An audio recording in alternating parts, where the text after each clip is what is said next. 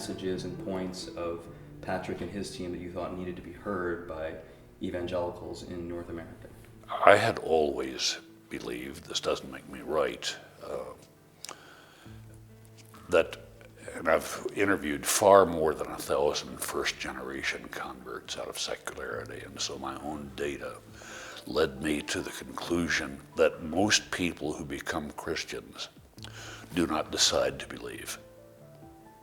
They discover that they believe, and that faith is a gift.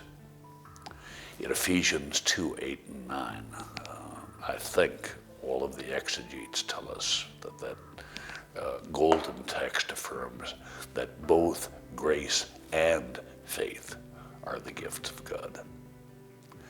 And I felt like the ancient Celtic Christian movement understood that much more clearly than much of Reformation Protestant Christianity had understood. And then as the culture moved incrementally from modernity to post-modernity, the Celtic perspective seemed to be more astonishingly relevant and more widely perceived, as that one explained.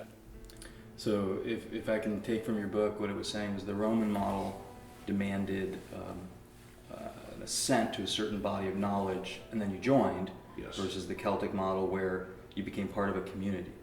Exactly. The Roman model, which has been widely assumed in Protestant Christianity, is that you communicate the gospel, and when people say they believe, you then invite them into the fellowship.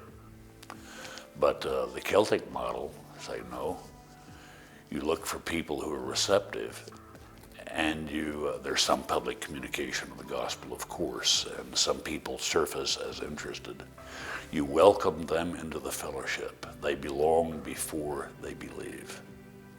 And increasingly in post-modernity, it seems like most people have to experience it that way, or they might never experience it at all.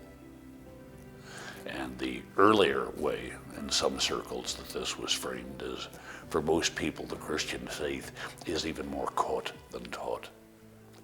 And they catch it from being in small groups and other forms of Christian community, including worship, etc.